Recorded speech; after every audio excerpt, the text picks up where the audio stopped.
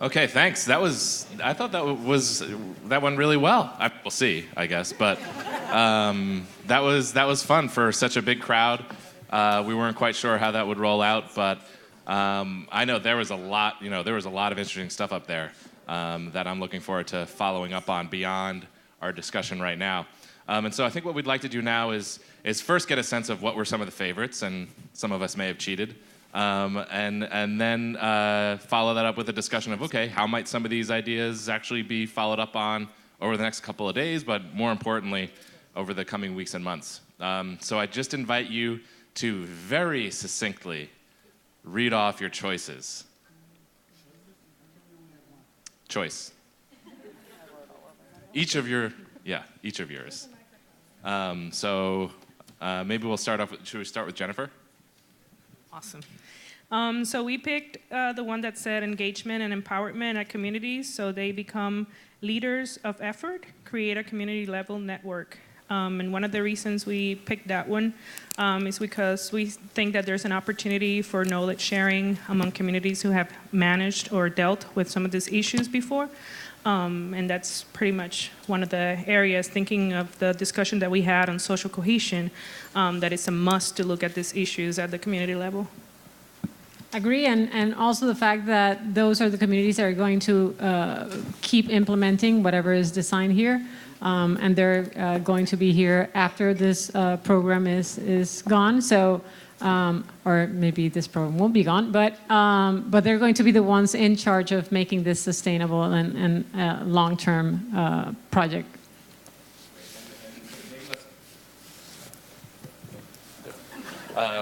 So maybe we can go city by city as well. So Carlos is up next, but then maybe we could go, is Tiffany, yeah. Okay. Sorry? Oh, go down the line for the camera, okay. Okay, sounds good. Okay, I picked heat island effect. Miami Beach is highly urbanized, and so this is also an increasing problem in the city and needs to be addressed.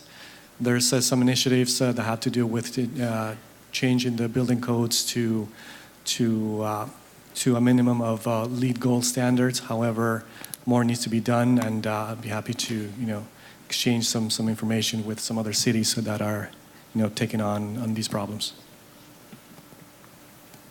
And if you could just mention, just to remind everybody, which city you're with, yeah. Miami Beach. Hermosillo. Develop a comprehensive heat mitigation plan implemented on a neighborhood basis that is equitable, especially for the most vulnerable. City of Hermosillo. Develop consistent metrics to evaluate social cohesiveness. I edited that part. Ecological protection and technical information assimilation so that we can increase resiliency and or vulnerability of a given location or adaptation project. I think you should do this one too because I took it for you. I had two choices. Identify capacities and gaps in social networks, plus local regional institutions in order to increase or improve social resiliency. Okay, my choice is to develop a consistent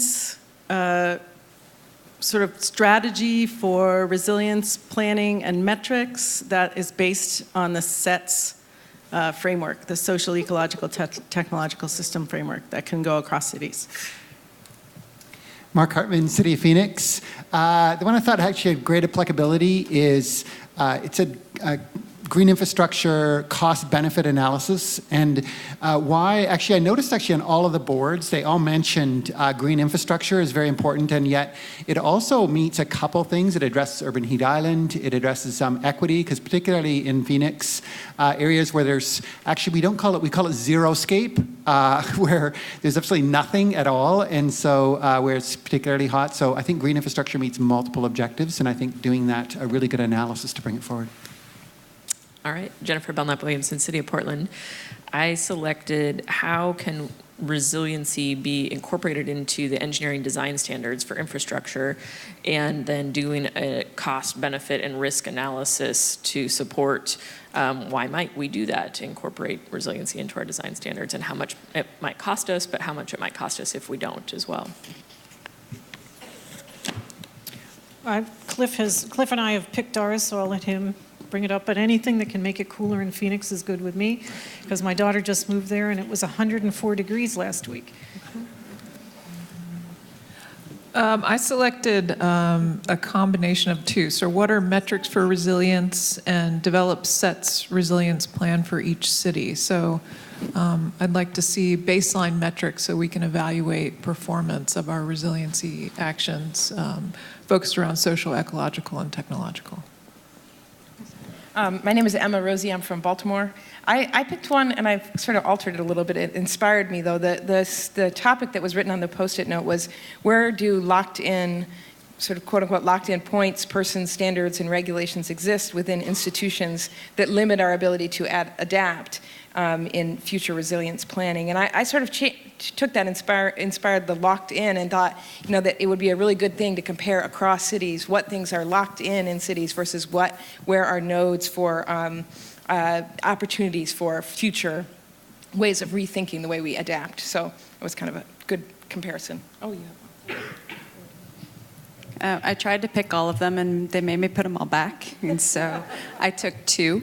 And I think they go together, so whoever was listening to about cost-benefit analyses, thanks so much.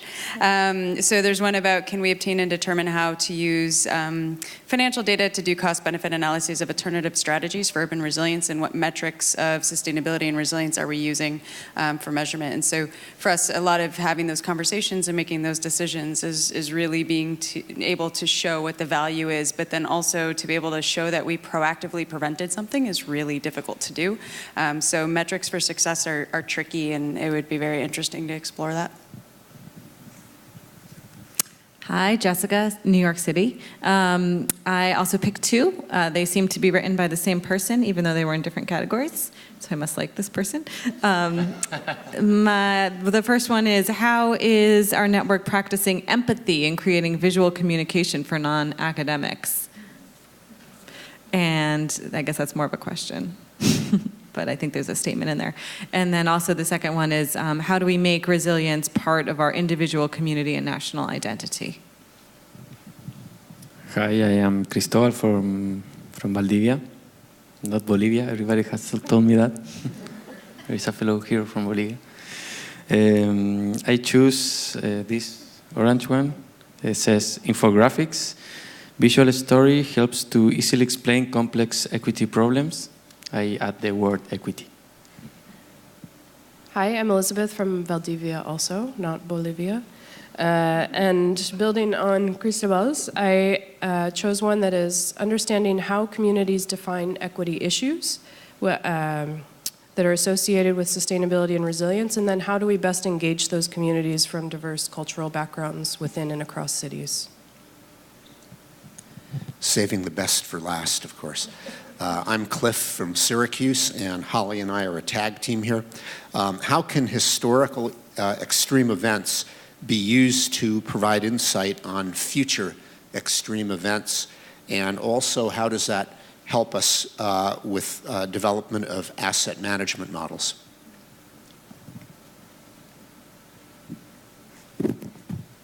Okay, mine was about the conversation that's coming up after this, which is clear, nicely visualized, downscaled climate projections that cities can have real targets in terms of designing projects and designing infrastructure to meet those targets.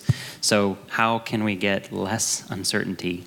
And it's always going to have some uncertainty, but I think that's one of the projects that we're already working on. We'll talk about it some more, but how can we improve that so that the cities have better knowledge in terms of planning? And so I chose, even though it's against a deeply held belief to quantify things, I did choose one about quantification. So how can we develop metrics to measure resilience, in particular with a focus on vulnerability, risk, and comparison of social resilience across cities. And so I think this was very interesting. I mean, obviously we're not just going to choose just these ones we picked and that's it. Sorry, all these ones are gone. But I think already in here, there's several issues that came up multiple times just here and that are building on conversations we had this morning already. I put stars next to topics that emerged multiple times. So social cohesion and resilience, and there's a variety of ways that came up, including how to measure it or how to enhance it and how do we engage with it. Metrics and how can metrics shape policy and planning, including around sets, and that came up at least 5 times in this discussion. How are codes and standards either a barrier to, or how can we build resilience into codes and standards? That came up several times. Cost-benefit analysis and resilience came up multiple times, and then visualization around empathy, around equity, around visualization and design it came up multiple times as well. And so I think that's encouraging, you know, that yes, there are a lot of things going on up here, but there are also some points in which we're overlapping, and even just walking around, there's a lot of repetition back there as well. So that's really encouraging that we can continue to find ways to get some traction on some issues that will be interesting research projects, but also have impact with practitioners. And so I guess we have, Nancy, I would say we have 2 ways to go here. We could talk about next steps with one of the, what do we have on time? 10 minutes.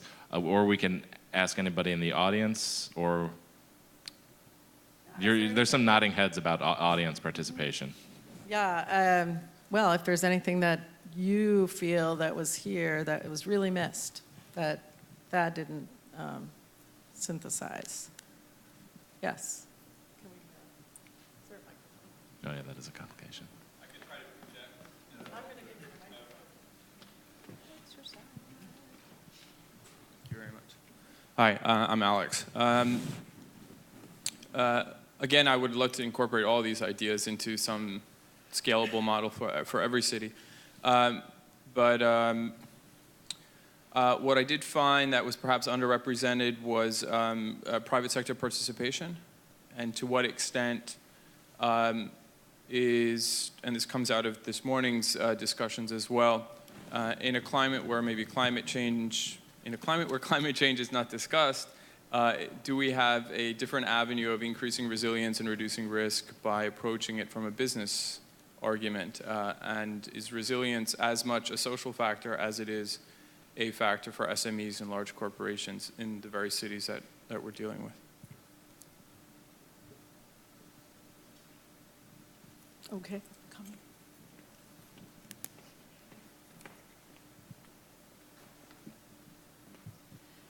One thing I heard from the discussions earlier today, mostly around flooding, but I think it might be relate also to other types of events, heat, drought, but it's this need for more finer scale data and flood events. I'm thinking those smaller chronic flood events that sometimes we can't necessarily quantify, but maybe we can get those data by harnessing residents' knowledge, for instance, and going back to what Cecil was saying this morning.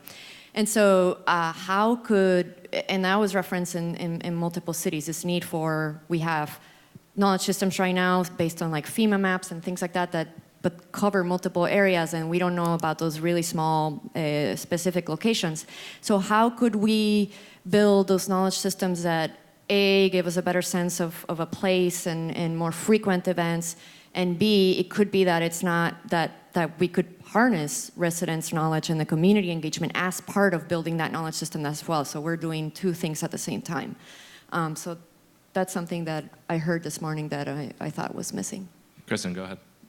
Well, one thing that got mentioned that I think is just really interesting to also examine is the real change of the political climate right now and what's happening at the sort of federal level, what's going to change with financing related to that, grants. I mean, it's climate-related grants, environmental-related grants, health-related grants, funding for all of those areas that, and you know, I thought personally that the National Flood Insurance Program and FEMA were going to be safe, and then this recent budget shows that they're not. So that's a really interesting part of this, and how, if everything I'm hearing thus far is local governments are going to make it happen. We're going to just, you know, we're going to have to do it at the local level, but folks at the local level, I don't know. Do you know how that we're going to do that? Because, we don't have any money. We don't have the resources already. We're already kind of taxed. And so this idea of what's changing, the realities of what's changing in addition to everything that we're already facing is a piece of this that I think should be addressed as well. If I could just say that one way that we've been trying to leverage some of that funding is through citizen science programs to, conduct events, bring people out of their homes to collect flood information in their neighborhoods and then report that back to us so that we can use that as a means to engage community, but also to collect localized flood information. I think that's a wonderful idea, and that's something we're talking about doing as well. It is something we could all do in our cities, and we, in particularly the communities where we're thinking about doing the scenarios workshops and actually getting some engagement with what in ecology we would call the local ecological knowledge. I mean, the people that know where it floods or where it's hottest or, those kinds of things. I was just going to add, because Agustin actually raised this issue, that one of the reasons we set up this network with Latin American cities and non-Latin US cities is the idea of comparing different cultural responses to extreme events, as well as there's an obvious difference that we heard from Valdivia and from Hermosillo and San Juan, I think, that maybe the budgets are a little different in some of those, and I'm not sure that's entirely true. We'd have to sort of really do an analysis of that, but there are some things that we set up to compare between Latin cities and non-Latin US cities, and it would be really interesting to actually think about how we would do that, in what area. Something to consider adding on to that is just even within the United States, there's a big economic disparity between cities that are growing and have new tax revenue coming in and those that are more stagnant and smaller. And so there may be an opportunity to look both, up and down the Americas, and then within, like, what are the different levels of resources cities are able to bring to this, and how do they leverage things? The county-city differences that Syracuse mentioned this morning, as well as I know that's been an issue in Baltimore as well. So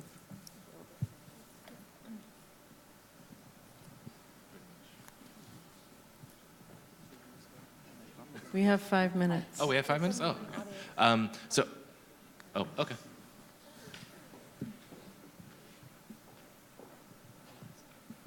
Hi, David Sokol, a longtime resident of New York City, I guess from the age of 0. Maybe I misunderstood the exercise, but I put up some practical things. There should be a sort of like a design ombudsman, because all of the academic and high-level thinking and planning, how does it affect day-to-day situations? We had a snowstorm. It was a small snowstorm compared to what was predicted, and yet the most important thing for getting around the city and communication was that the snow was piled up around the bus stops, for instance, and no one could get onto the buses. Practical things like that, where all the planning, I'm a designer, all the planning goes for naught if it doesn't work on the ground. So the feedback from the people who are using the facilities in terms of, I don't necessarily trust the MTA if I can't get my bus. Or, for instance, years ago when they introduced tinted buses, the person who ordered those buses was not a person who used those buses. Those buses were designed for city-to-city travel, where you didn't have to worry about where you're going. But with signage that is white against green, at 4:30 in the evening in a winter, you can't see what street you're going by because of the interaction of green tinted against, all those practical things that frustrate New Yorkers to no extent. And they had no say in designing that. So getting back to feedback from the people who use the facilities to make resilience a noticeable and worthwhile idea.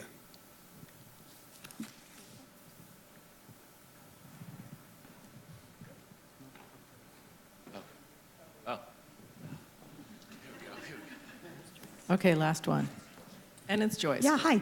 My name's Joyce, and I'm interested in the transition that we may be in after several decades of adaptation and resilience. We've heard green infrastructure mentioned over and over again this morning and then more today, and I'm wondering about how we actually make green infrastructure a conversation that's beyond the choir. And so I was really impressed by, I think, the work of Syracuse and maybe Portland looking at green infrastructure standards, and also New York looking at green infrastructure finance, because somehow we need to make this something that's business as usual, where it's possible. It's not possible everywhere. And I think those sorts of tools will be helpful and could definitely benefit from having academic influence into the practitioner realm.